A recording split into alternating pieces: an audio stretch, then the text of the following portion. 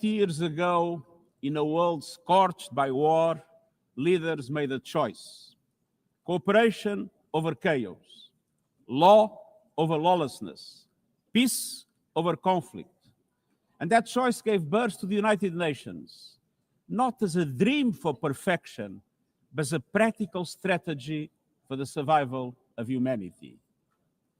Many of our founders had seen firsthand the hell of the death camps and the terror of war. They knew that true leadership meant creating a system to prevent a replay of those horrors, a firewall against the flames of conflict and World War III, a forum for sovereign states to pursue dialogue and cooperation, and a concrete affirmation of an essential human truth: we are all in this together. And this General Assembly Hall is the heartbeat of that truth. It is why for decades, world leaders have come to this one-of-a-kind podium. It is why you are here today. Because at its best, the United Nations is more than a meeting place. It's a moral compass, a force for peace and peacekeeping, a guardian of international law, a catalyst for sustainable development, a lifeline for people in crisis, a lighthouse for human rights, and a center that transforms your decisions, the decisions of member states, into action. 80 years on, we confront again the question our founders faced, only more urgent, more intertwined, more unforgiving. What kind of world do we choose to build together? Excellencies, we have our work cut out for us, as our ability to carry out that work is being cut from us. We have entered in an age of reckless disruption and relentless human suffering. Look around. The principles of the United Nations that you have established are under siege.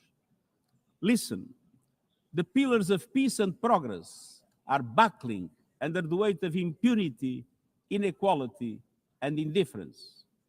Sovereign nations invaded, hunger weaponized, truth silenced, rising smoke from bombed-out cities, rising anger in fractured societies, rising seas swallowing coastlines. Each one a warning, each one a question: what kind of world will we choose? A world of raw power or a world of laws?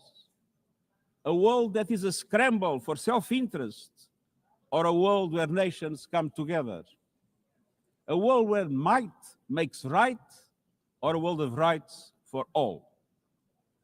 Excellencies, our world is becoming increasingly multipolar, and this is positive, reflecting a more diverse, dynamic global landscape.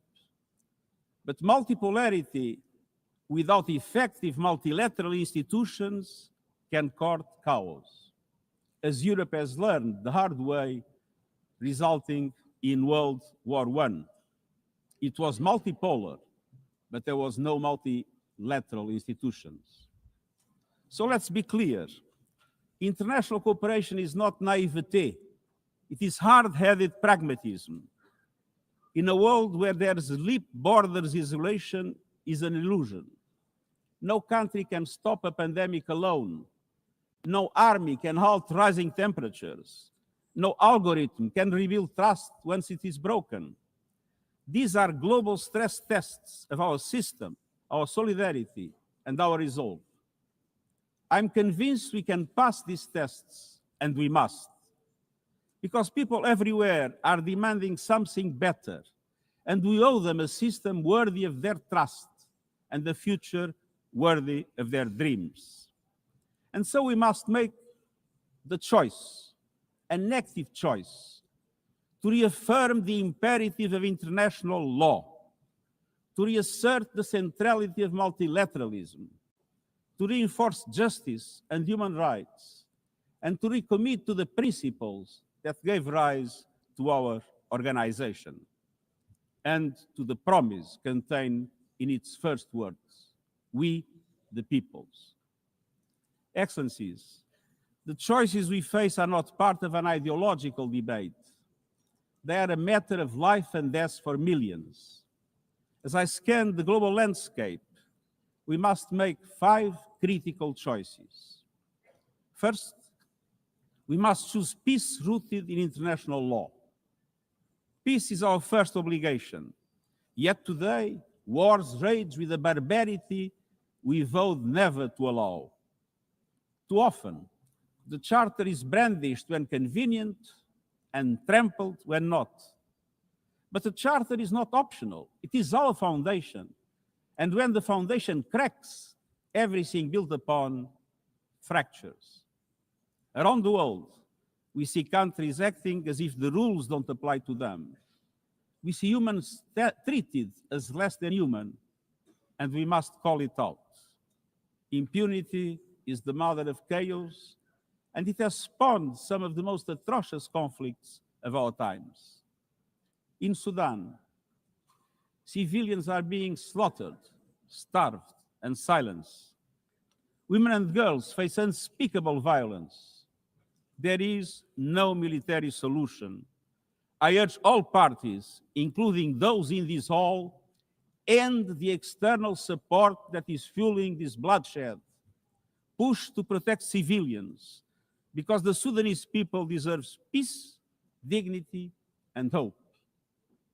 In Ukraine, relentless violence continues to kill civilians, destroy civilian infrastructure, and threaten global peace and security. I commend recent diplomatic efforts by the United States and others. We must work for a full ceasefire and a just, lasting peace in accordance with the Charter, UN resolutions, and international law. In Gaza, the horrors are approaching a third monstrous year. They are the result of decisions that defy basic humanity. The scale of death and destruction are beyond any other conflict in my years as Secretary General. The International Court of Justice has issued legally binding provisional measures in the case named Application of the Convention on the Prevention and Punishment of the Crime of Genocide in the Gaza Strip. Since then, a famine has been declared and the killing has intensified. The measures stipulated by the ICJ must be implemented fully and immediately.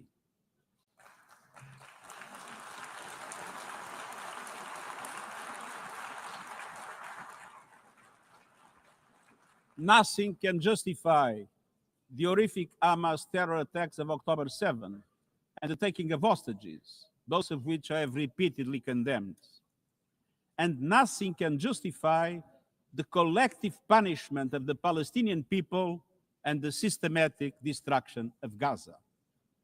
We know what is needed. Permanent ceasefire now. All the hostages released now. Full humanitarian access now. And we must not relent in the only viable answer to sustainable Middle East peace, a two-state solution as so eloquently reaffirmed yesterday. We must urgently reverse dangerous trends on the ground. Relentless settler expansion and violence, and the looming threat of annexation must stop. Everywhere, from Haiti to Yemen, to Myanmar and the Sahel and beyond, we must choose peace anchored in international law. The past year has brought glimmers of hope, including the ceasefire between Cambodia and Thailand, and the agreement between Azerbaijan and Armenia brokered by the United States. But far too many crises continue unchecked.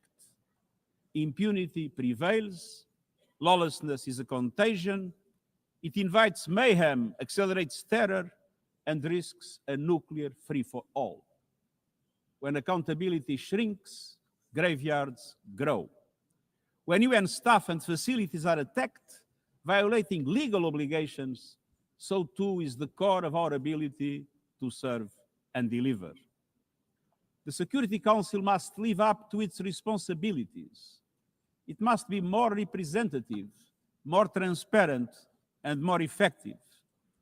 And beyond crisis response, we must tackle the injustices that ignite conflict, exclusion, inequality, impunity, and corruption. The surest way to silence the guns is to raise the volume for justice. Real security is born of fairness and opportunity for all. Excellencies, this leads me to my second point. We must choose human dignity and human rights. Human rights are not an ornament of peace, they're its bedrock. Human rights, economic, social, cultural, political, and civil, are universal, indivisible, and interdependent. Choosing rights means more than words. It means choosing justice over silence. It means protecting freedom and civic space, advancing equality for women and girls, confronting racism and discrimination in all its forms, protecting human rights defenders, journalists, and freedom of speech, and upholding the rights of refugees and migrants so that mobility is safe and in accordance with international law. Human rights are a daily battle, online and offline. They require political will. But dignity is not only about the protection of rights. It is about rights fulfilled through inclusive and resilient development. Rights that put an end to poverty and hunger. Rights that open doors to education, health, and opportunity. The Sustainable Development Goals are our shared roadmap for achieving these rights. But in order to make progress down this road, we need fuel. And that fuel is finance. We've seen what development done right can deliver. In the past decade, millions more have gained access to electricity, clean cooking solutions, and to the internet. Child marriage is in retreat. Women's representation is growing, but cuts to aid are wreaking havoc. They are a death sentence for many. For so many more, a stolen future. This is the great paradox of our time. We have the solutions, but we are siphoning off the fuel that would make it possible to make progress. To choose dignity, we must choose financial justice and solidarity. We need to reform the international financial architecture so that it drives development for all. With bigger and bolder multilateral development banks, lending more, and mobilizing more private capital for developing countries, with faster and fairer debt relief mechanisms, helping every country in crisis, including middle-income countries. Protecting natural resources by tackling illicit financial flows and abusive tax practices that rob societies of their future. And global financial institutions that represent today's world, with far greater participation of developing countries in terms of their composition and their decision-making. So let us choose a global economy that works for everyone, men and women. Let us choose human rights and dignity. And let us equip ourselves with the means to ensure a transition for people and the planet. Excellencies, this brings me to the third choice. We must choose climate justice. The climate crisis is accelerating, but so are the solutions. The clean energy future is no longer a distant promise. It's already here. No government, industry, or special interest can stop it. But some are trying, hurting economies, locking in higher prices and squandering a historic opportunity. Fossil fuels are a losing bet. Last year, almost all new power capacity came from renewables, and the investment is surging. Renewables are the cheapest and fastest source of new power. They create jobs, drive growth, shield economies from volatile oil and gas markets, connect the unconnected, and can free us from the tyranny of fossil fuels. But not at today's pace. Clean energy investment remains uneven. 21st century grids and storage are not rolling out fast enough. And public subsidies, taking from taxpayer money, still flow to fossil fuels over clean energy by a factor of 9 to 1. Meanwhile, emissions, temperatures, and disasters keep rising. And those least responsible suffer the most. Science says limiting global temperature rise to 1.5 degrees by the end of this century is still possible, but the window is closing. The International Court of Justice has affirmed the legal obligation of states. We must step up action and ambition, especially through strengthened national climate plans. Tomorrow, I will welcome leaders to announce new targets. The G20, the biggest emitters, must lead, guided by common but differentiated responsibilities. But all countries must step up and do more as we head to the UN Climate Conference in Brazil. By accelerating action in energy, forests, methane, and industrial decarbonization. By defining a credible roadmap to mobilize $1.3 trillion annually in climate finance by 2035 for developing countries. By supporting just transitions, by doubling finance for adaptation to at least $40 billion this year, and rapidly deploying proven tools to unlock billions more in concessional finance. And by capitalizing the Loss and Damage Fund with significant contributions. All of these requires government, international financial institutions, philanthropies, civil society, and the private sector to work together, to provide fiscal space to developing countries and unlock new innovative sources of finance at scale, including solidarity levies on high-emitting sectors and debt swaps. We have the solutions and tools, but we must choose climate justice and climate action. First, we must choose to put technology at the service of humanity. Artificial intelligence is rewriting human existence in real time, transforming how we learn, work, communicate, and what we can trust. And the question is not how to stop it, but how to steer it for the greater good. Technology must be our servant, not our master. It must promote human rights, human dignity, and human agency. Yet today, AI's advancement in outpacing regulation and responsibility and is concentrated in a few hands. And the risks are expanding to new frontiers, from biotech to autonomous weapons.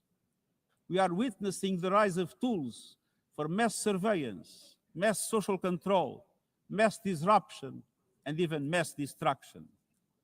Tools that can drain energy, strain ecosystems, and intensify the race for critical minerals, potentially stoking instability and conflict.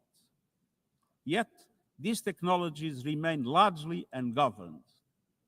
We need universal guardrails and common standards across platforms. No company should be above the law. No machines should decide who lives or dies. No system should be deployed without transparency, safety, and accountability. Last month, this Assembly took a historic step, establishing an independent international scientific panel on AI and an annual global dialogue on AI governance. Two new pillars of a shared architecture, connecting science with policy to bring clarity and foresight, enabling innovation to flourish while advancing our values and our rights, and ensuring governments, companies, and civil society can help shape common norms. We must build on these mechanisms and close the capacity gaps. All countries must be able to design and develop AI, not just to consume it. I have proposed voluntary financing options to build AI computing power, data, and skills in developing nations. No country should be locked out of the digital future or locked into systems it cannot shape or trust.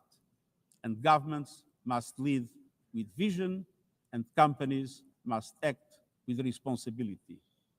And we, the international community, must ensure that technology lifts up humanity. So let us choose cooperation over fragmentation, ethics over expediency, and transparency over opacity. Technology will not wait for us, but we can still choose what it serves. So let us choose wisely.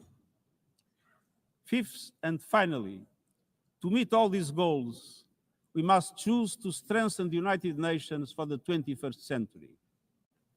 The forces shaking our world are also testing the foundations of the United Nations system.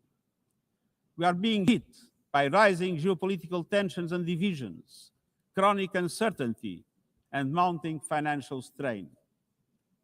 But those who depend on the United Nations must not be made to bear the cost, especially now, when for every dollar invested to support our core work to build peace, the world spends $750 on weapons of war. This is not only unsustainable, it is indefensible. In this moment of crisis, the United Nations has never been more essential. The world needs our unique legitimacy, our convening power, our vision to unite nations, to bridge divides and confront the challenges before us. The Pact for the Future has shown your determination to build a United Nations that is stronger, more inclusive, and more effective. That is the logic and the urgency of our UN80 initiative. We are moving swiftly and decisively. I put forward concrete proposals, a revised budget for 2026 that strengthens accountability, improves delivery, and cuts costs. Practical reforms to implement mandates more effectively and efficiently with greater impact. And ideas to spark a paradigm shift in the structure of the UN and how its parts work together.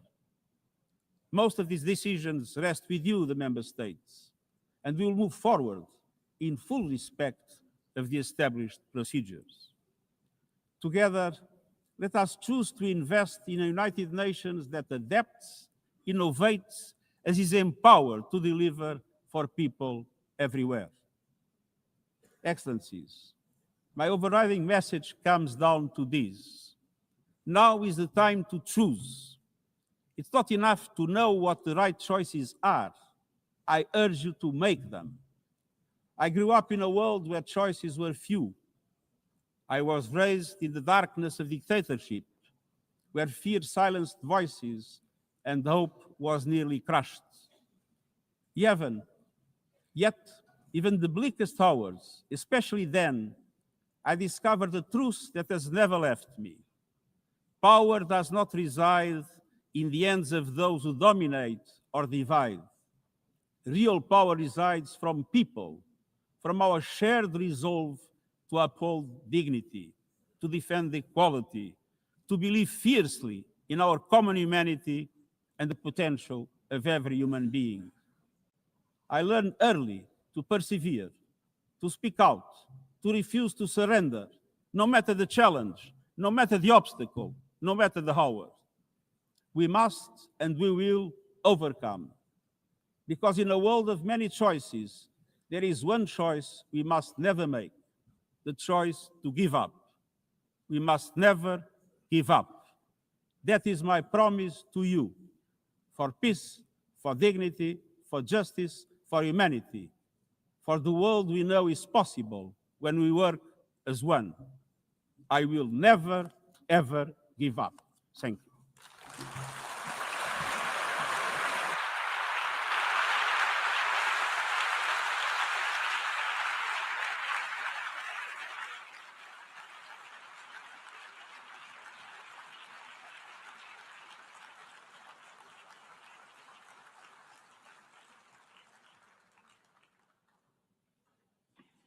I thank the Secretary General. The Assembly will now turn to agenda item 8, entitled General Debate.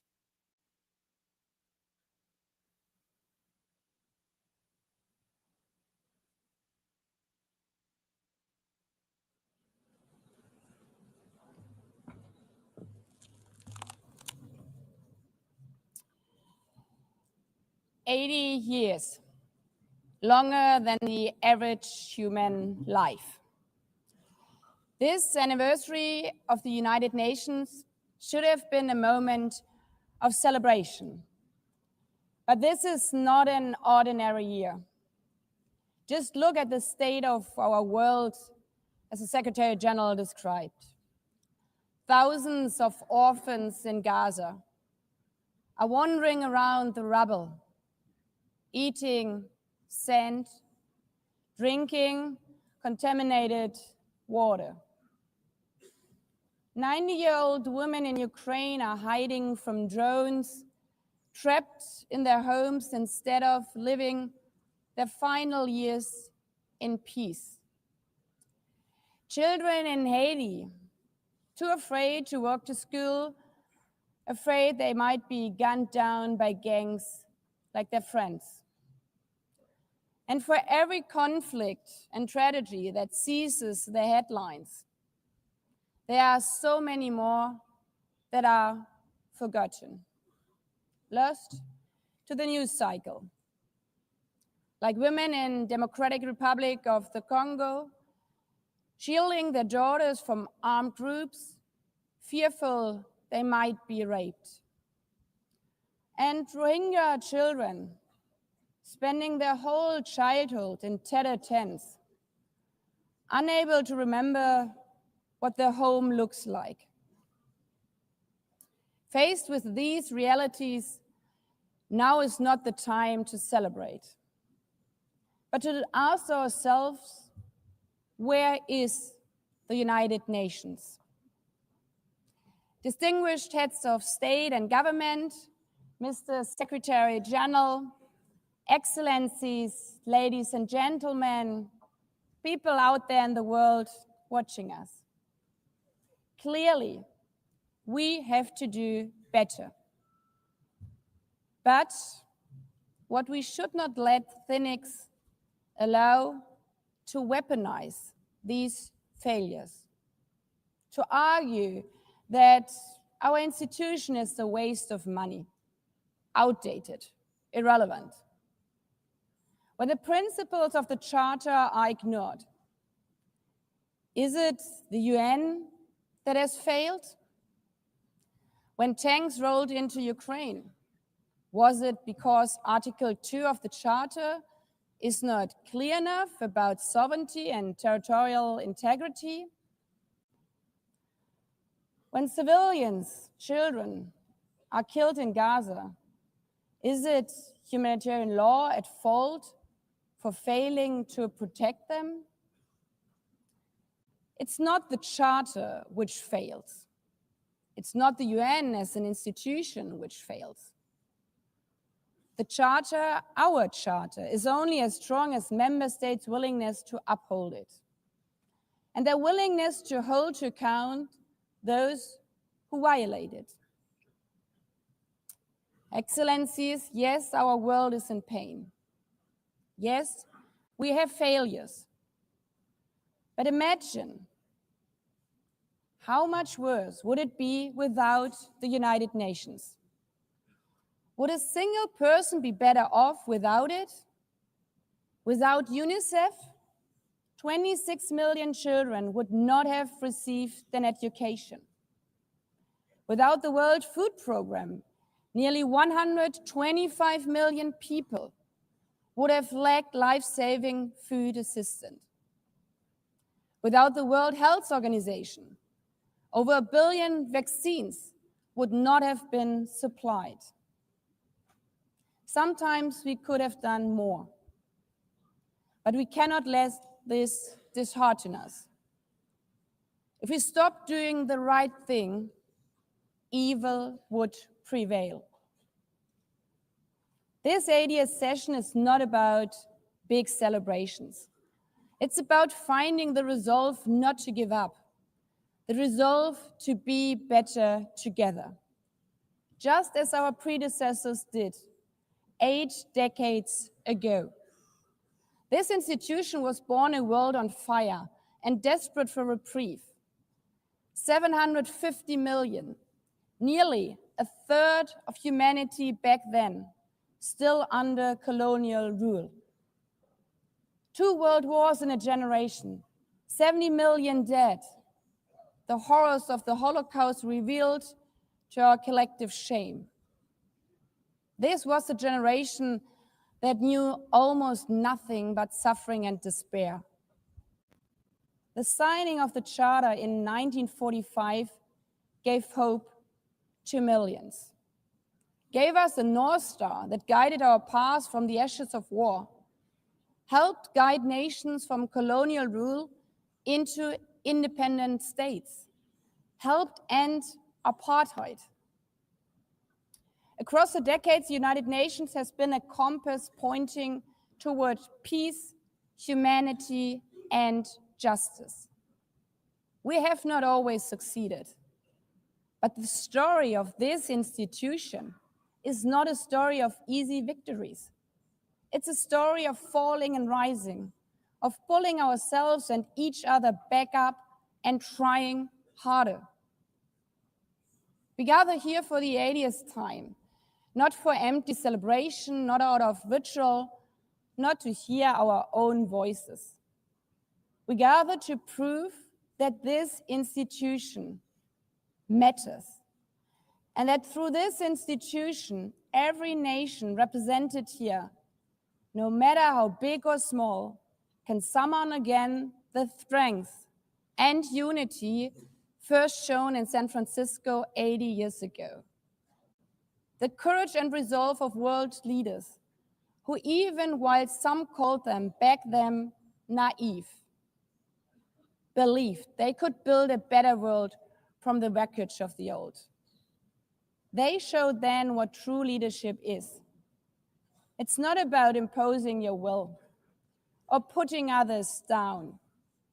True leadership is about lifting others up, not out of altruism, but for our mutual benefit, and even out of our self-interest. Because as our founders and every architect of peace since then has understood, helping others is what makes ultimately our own countries stronger. Could any state have faced the global pandemic alone? The virus did not have any passport. We were only able to solve it at the end with the support of the World Health Organization. The climate crisis does not stop at borders. CO2 emissions anywhere affect people everywhere. Even the wealthiest cities in the world cannot shield themselves from wildfires. And imagine coming here by plane. How safe would you feel to step into the next airplane if there were no International Civil Aviation Organization anymore, which is responsible for setting safety regulations for 5 billion passengers each year? How comfortable would you be with your children using the internet while AI is uncontrolled and unchecked, as the lines between what is real and fake start to blur? In this globalized, digitalized world, we work together or we suffer alone. Excellencies, the theme of this milestone session and the high-level week is therefore better together. 80 years and more for peace, development, and human rights. Will living up to that be easy?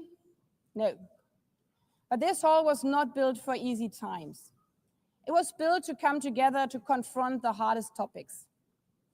This session is a session where the high-level week is about resolving differences. We showed some of it yesterday already. But even the house of dialogue and diplomacy needs a renovation. That is why the UN80 initiative and the wider reform process are not luxuries, but necessities. We are literally now at a crossroads, a make it or break it moment, politically, financially. Therefore, we have to deliver a United Nations that is agile, cost-effective, and fit for purpose. Member states have to give the Secretary General and this process their full support, because reform cannot stop in New York. It must carry through to every capital. That includes delivering the Pact for the Future and accelerating progress on the Sustainable Development Goals. Again, this is not about charity. It's about addressing the core purposes of this institution, about strengthening our foundations across all three pillars: peace and security, human rights, and sustainable development. They are inseparable. Leaving hundreds of millions trapped in extreme poverty, vulnerable to crisis, and denied their human rights is not only a moral failure, it's a recipe for global unrest, terrorism, and a tragic waste of humanity's greatest resource, its people. Put it simply, without the SDGs, there cannot be lasting peace. Excellencies, our future as an institution will also be shaped by the selection of the next Secretary General. And here we must pause and reflect. In nearly 80 years, this organization has never chosen a woman for that role. One might wonder how out of 4 billion potential candidates, there could not be found a single one. Of course,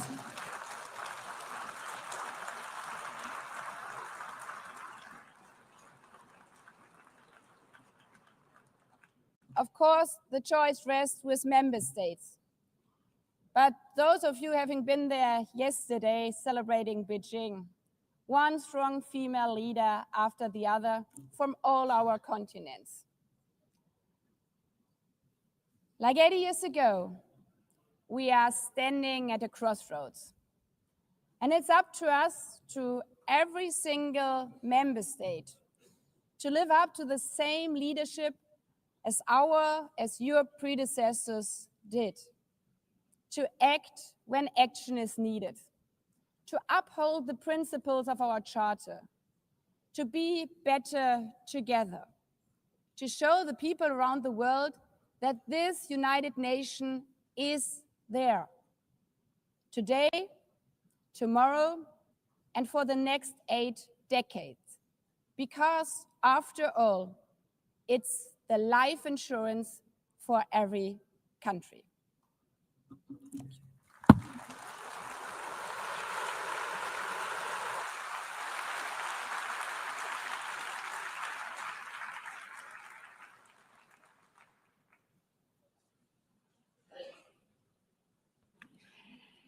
Before giving the floor to the first speaker for this morning, I would like to remind member states that the list of speakers for the general debate has been established on the agreed basis that statements should be no longer than 15 minutes to enable all the speakers to be heard at a given meeting. Within this time frame, I would like to appeal to speakers to deliver their statements at a reasonable pace so that interpretation into the other official languages may be provided properly. I would also like to draw your attention to the decision taken by the Assembly at previous sessions, namely that the practice of expressing congratulations inside the Assembly Hall after speech has been delivered is strongly discouraged. After delivering their statements from the rostrum, speakers are invited to exit the hall through room JA200, located behind the podium, before returning to their seats. May I take it that the Assembly agrees to proceed in this manner? It's so decided. Finally, I should like to draw the attention of member states that during the general debate, official photographers are in the room and will take official photographs of all speakers by the Department of Global Communications. Members interested in obtaining these photographs are requested to contact the photo library of the United Nations. By this, the Assembly will hear an address by His Excellency Luiz Inácio Lula da Silva, President of the Federative Republic of Brazil. I request the protocol to escort His Excellency and invite him to address the Assembly.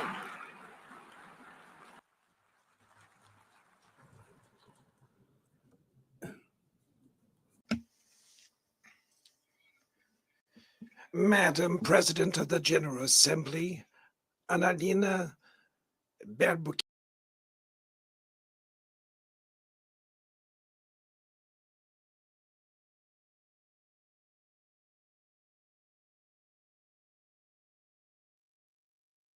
Governos, representantes dos Estados-membros aqui reunidos. Este deveria ser um momento de celebração das Nações Unidas. Criada no fim da guerra, a ONU simboliza a expressão mais elevada da aspiração pela paz e pela prosperidade. Hoje, contudo, os ideais que inspiraram seus fundadores em São Francisco estão ameaçados como nunca estiveram em toda a sua história. O multilateralismo está diante de nova encruzilhada. A autoridade desta organização está em xeque. Assistimos à consolidação de uma desordem internacional marcada por seguidas concessões à política do poder. Atentados à soberania, sanções arbitrárias e intervenções unilaterais estão se tornando regra. Existe um evidente paralelo entre a crise do multilateralismo e o enfraquecimento da democracia. O autoritarismo se fortalece quando nos omitimos frente à arbitrariedade. Quando a sociedade internacional vacila na defesa da paz, da soberania e do direito, as consequências são trágicas. Em todo o mundo, forças antidemocráticas tentam subjugar as instituições e sufocar as liberdades. Cultuam a violência, exaltam a ignorância, atuam como milícias físicas e digitais e cerceiam a imprensa. Mesmo sob ataques sem precedentes, o Brasil optou por resistir e defender sua democracia, reconquistada há 40 anos pelo seu povo, depois de 2 décadas de governos ditatoriais. Não há justificativa para as medidas unilaterais e arbitrárias contra as nossas instituições e nossa economia. A agressão contra a independência do Poder Judiciário é inaceitável. Essa ingerência em assuntos internos conta com o auxílio de uma extrema-direita subserviente e saudosa de antigas hegemonias. Falsos patriotas arquitetam e promovem publicamente ações contra o Brasil. Não há pacificação com impunidade. Há poucos dias, e pela primeira vez em 525 anos de nossa história, um ex-chefe de Estado foi condenado por atentar contra o Estado democrático de direito. Foi investigado, indiciado e julgado, e responsabilizado pelos seus atos em um processo minucioso. Teve amplo direito de defesa, prerrogativa que as ditaduras negam às suas vítimas. Diante dos olhos do mundo, o Brasil deu um recado a todos os candidatos autocratas e àqueles que os apoiam. Nossa democracia e nossa soberania são inegociáveis. Seguiremos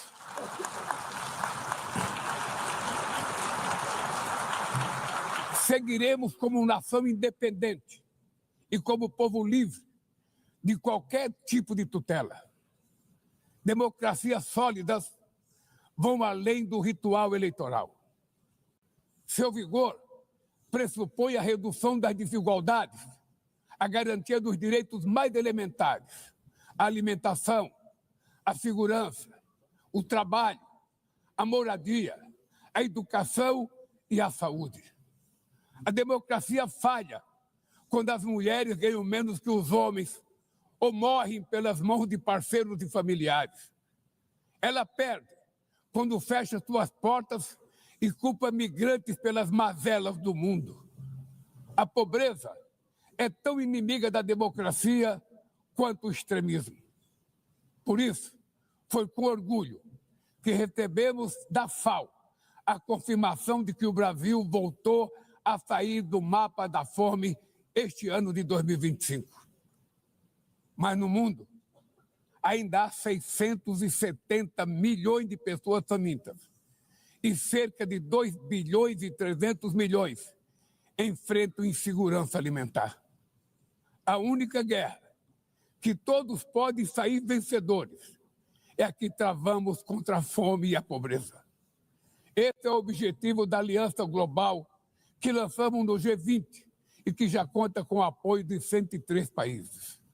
A comunidade internacional precisa rever suas prioridades, reduzir os gastos com guerras e aumentar a ajuda ao desenvolvimento, aliviar o serviço da dívida externa dos países mais pobres, sobretudo os africanos, e definir padrões mínimos de tributação global para que os super ricos paguem mais impostos que os trabalhadores. A democracia também se mede pela capacidade de proteger as famílias e a infância.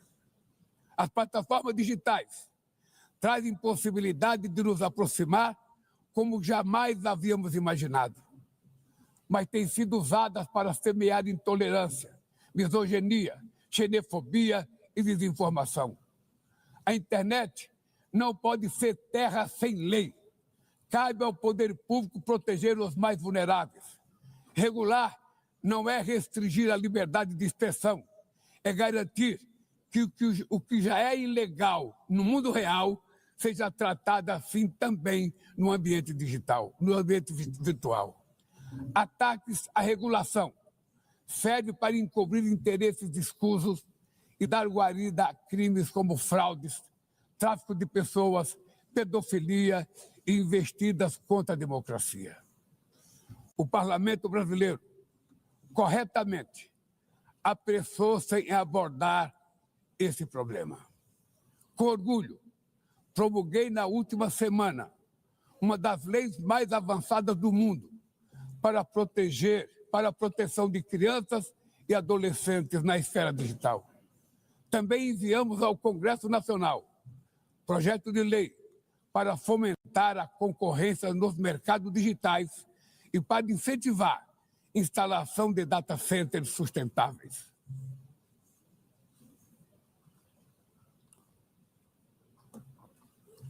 Para mitigar os riscos da inteligência artificial, apostamos na construção de uma governança multilateral em linha com o Pacto Digital Global aprovado neste plenário o ano passado. Senhoras e senhores, na América Latina e Caribe, vivemos um momento de crescente polarização e instabilidade. Manter a região como zona de paz sempre foi e é a nossa prioridade. Somos um continente livre de armas de destruição em massa, sem conflitos étnicos ou religiosos. É preocupante a equiparação entre a criminalidade e o terrorismo. A forma mais eficaz de combater o tráfico de drogas é a cooperação para reprimir a lavagem de dinheiro e limitar o comércio de armas. Usar força letal em situações que não constituem conflitos armados equivale a executar pessoas sem julgamento. Outras partes do planeta já testemunharam intervenções que causaram danos maiores do que se pretendia evitar, com graves consequências humanitárias. A via do diálogo não deve estar fechada na Venezuela. O Haiti tem direito a um futuro livre de violência. E é inadmissível que Cuba seja listada como país que patrocina o terrorismo. No conflito na Ucrânia,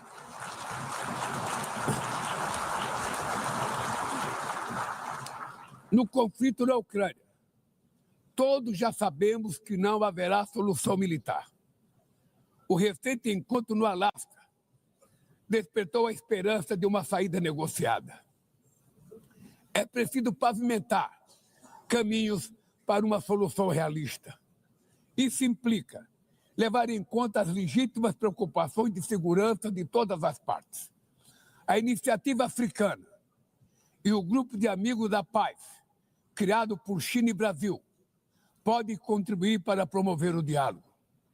Nenhuma situação é mais emblemática do que o uso desproporcional e ilegal da força do que a da Palestina.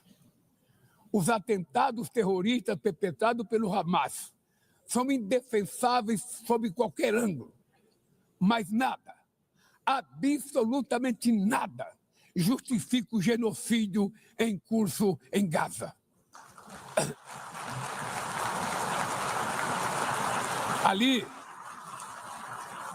sob toneladas de escombros, estão enterradas dezenas de milhares de mulheres e crianças inocentes. Ali também estão sepultados o direito internacional humanitário e o mito da superioridade ética do Ocidente. Esse massacre não aconteceria sem a cumplicidade dos que poderiam evitá-lo.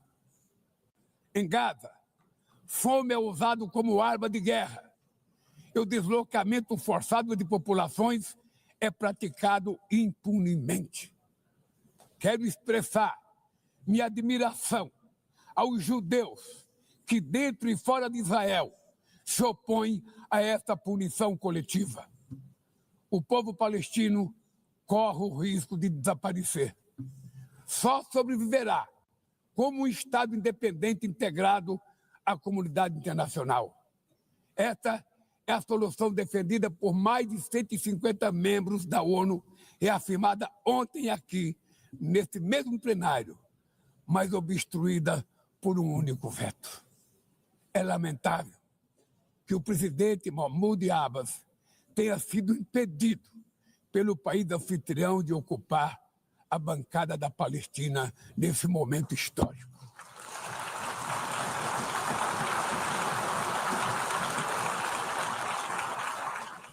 O alastramento desse conflito para o Líbano, para a Síria e o Irã e o Catar fomenta a escalada armamentista sem precedentes. Senhoras presidentas, bombas e armas nucleares não vão nos proteger da crise climática. O ano de 2024 foi o mais quente já registrado. A COP30 em Belém, no Brasil, será a COP da verdade. Será o momento de os líderes mundiais provarem a seriedade de seu compromisso com o planeta. Sem ter o quadro completo das contribuições nacionalmente determinadas, as chamadas NDCs, caminharemos de olhos vendados para um verdadeiro abismo. O Brasil se comprometeu a reduzir entre 59% e 67% suas emissões, abrangendo todos os gases de efeito estufa em todos os setores da economia. Nações em desenvolvimento enfrentam a mudança do clima ao mesmo tempo que lutam contra outros desafios. Enquanto isso, países ricos usufruem de padrão de vida obtido às custas de 200 anos de emissões de gases. Exigir maior ambição e maior acesso a recursos e tecnologias não é uma questão de caridade, é apenas uma questão de justiça. A corrida por minerais críticos essenciais para a transição energética não pode reproduzir a lógica predatória que marcou os últimos séculos. Em Belém, o mundo vai conhecer a realidade da Amazônia. O Brasil já reduziu pela metade o desmatamento na região nos 2 últimos anos. Erradicá-lo requer garantia, condições dignas de vida para seus milhões de habitantes. Fomentar o desenvolvimento sustentável é o objetivo do Fundo Florestas Tropicais para Sempre, que o Brasil pretende lançar para remunerar os países que mantêm suas florestas em pé. É chegado o momento de passar da fase da negociação para a etapa da implementação. O mundo deve muito ao regime criado pela Convenção do Clima, mas é necessário trazer o combate à mudança do clima para o coração da ONU, para que ela tenha a atenção que merece. Um conselho vinculado à Assembleia Geral, com força e legitimidade para monitorar compromissos, dará coerência à ação climática. Trata-se de um passo fundamental na direção de uma reforma mais abrangente da organização, que contemple também um Conselho de Segurança ampliado nas 2 categorias de seus membros. Poucas áreas retrocederam tanto como o sistema multilateral de comércio.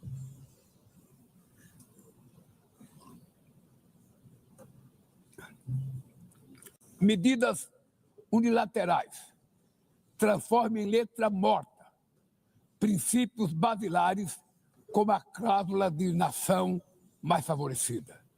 Desorganizam cadeias de valor e lançam a economia mundial em uma espiral perniciosa de preços altos e estagnação. É urgente refundar a OMC em bases modernas e flexíveis. Senhoras e senhores, este ano o mundo perdeu 2 personalidades excepcionais.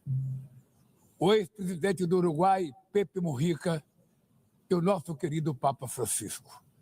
Ambos encarnaram como ninguém os melhores valores humanistas. Suas vidas se entrelaçaram com as 8 décadas de existência da ONU.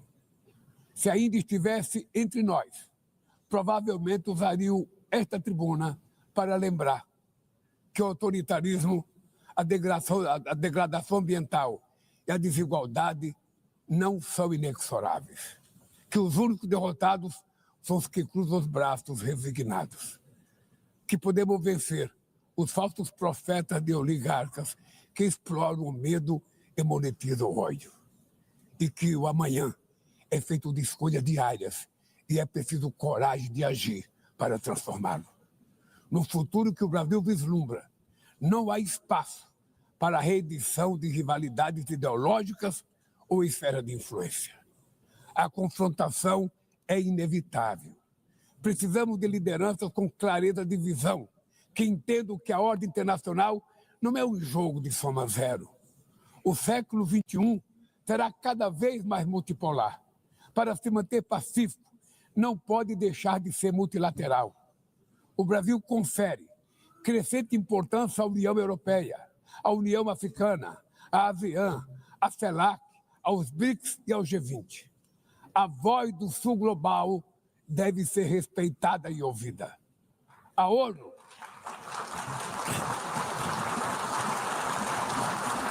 ONU tem hoje quase 4 vezes mais membros do que os 51 que estiveram na sua fundação.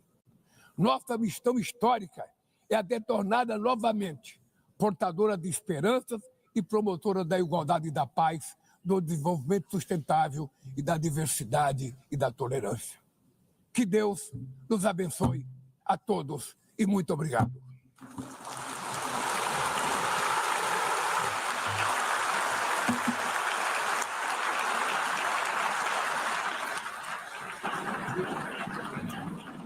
On behalf of the Discurso do presidente Lula na Assembleia Geral das Nações Unidas em Nova York, nos Estados Unidos. A defesa da democracia, o combate à fome, a regulação da internet e mudança climática foram alguns dos temas trazidos pelo presidente, que também defendeu esforços internacionais para alcançar e consolidar a paz, especialmente em relação à situação humanitária em Gaza e ao conflito na Ucrânia. No discurso, o presidente Lula destacou a crise do multilateralismo e o enfraquecimento da democracia global e disse que a democracia e a soberania brasileiras são inegociáveis. O multilateralismo está diante de nova encruzilhada. A autoridade desta organização está em xeque. Assistimos à consolidação de uma desordem internacional marcada por seguidas concessões à política do poder. Atentados à soberania, sanções arbitrárias e intervenções unilaterais estão se tornando regra. Existe um evidente paralelo entre a crise do multilateralismo e o enfraquecimento da democracia. O autoritarismo se fortalece quando nos omitimos frente a arbitrariedades. Quando a sociedade internacional vacila na defesa da paz, da soberania e do direito, as consequências são trágicas. Em todo o mundo, forças antidemocráticas tentam subjugar as instituições e sufocar as liberdades. Cultua a violência, exalta a ignorância, atua como milícias físicas e digitais e cerceiam a imprensa. Mesmo sob ataques sem precedentes, o Brasil optou por resistir e defender sua democracia reconquistada há 40 anos. O presidente também disse que, diante dos olhos do mundo, o Brasil deu um recado aos autocratas ao condenar um ex-presidente que atentou contra a democracia. Falsos patriotas arquitetam e promovem publicamente ações contra o Brasil. Não há pacificação com impunidade. Há poucos dias, e pela primeira vez em 525 anos de nossa história, um ex-chefe de Estado foi condenado por atentar contra o Estado democrático de direito. Foi investigado, indiciado e julgado, e responsabilizado pelos seus atos em um processo minucioso. Teve amplo direito de defesa, prerrogativa que as ditaduras negam às suas vítimas. Diante dos olhos do mundo, o Brasil deu um recado a todos os candidatos autocratas e àqueles que os apoiam.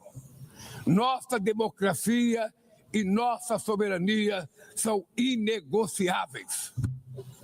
Seguiremos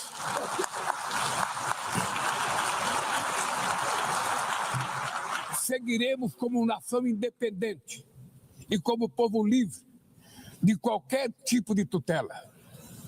Democracias sólidas vão além do ritual eleitoral. O presidente brasileiro foi aplaudido ao fazer uma defesa enfática do povo palestino. Os atentados terroristas perpetrados pelo Hamas são indefensáveis sob qualquer ângulo, mas nada, absolutamente nada, justifica o genocídio em curso em Gaza. Ali,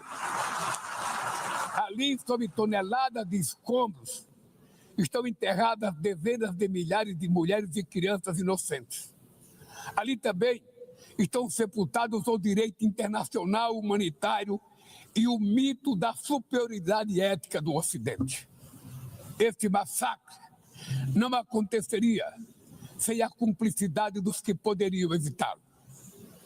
Em Gaza, fome é usado como arma de guerra e o deslocamento forçado de populações é praticado impunemente. Quero expressar minha admiração aos judeus que, dentro e fora de Israel, se opõem a esta punição coletiva. O povo palestino corre o risco de desaparecer. só sobreviverá como um Estado independente integrado à comunidade internacional. Esta é a solução defendida por mais de 150 membros da ONU, reafirmada ontem aqui, nesse mesmo plenário, mas obstruída por um único veto. O presidente Lula ressaltou ainda que as plataformas digitais são usadas para práticas de intolerâncias e crimes. Ele defendeu que regularizar as mídias sociais não representa restringir a liberdade. As plataformas digitais trazem possibilidade de nos aproximar como jamais havíamos imaginado, mas têm sido usadas para semear intolerância, misoginia, xenofobia e desinformação.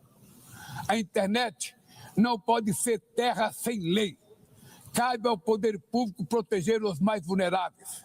Regular não é restringir a liberdade de expressão, é garantir que o que já é ilegal no mundo real seja tratado assim também no ambiente digital, no ambiente virtual. Ataques à regulação servem para encobrir interesses discursos e dar guarida a crimes como fraudes, tráfico de pessoas, pedofilia e investidas contra a democracia. Ainda sobre multilateralismo, o presidente defendeu uma nova ordem mundial pacífica e com lideranças de visão. Podemos vencer os falsos profetas de oligarcas que exploram o medo e monetizam o ódio. E que o amanhã é feito de escolhas diárias e é preciso coragem de agir para transformá-lo. No futuro que o Brasil vislumbra, não há espaço para a reedição de rivalidades ideológicas ou esfera de influência. A confrontação é inevitável. Precisamos de lideranças com clareza de visão, que entendam que a ordem internacional não é um jogo de soma zero. O século XXI será cada vez mais multipolar. Para se manter pacífico, não pode deixar de ser multilateral. O Brasil confere crescente importância à União Europeia, à União Africana, à ASEAN, à CELAC, aos BRICS e ao G20. A voz do Sul global deve ser respeitada e ouvida. A ONU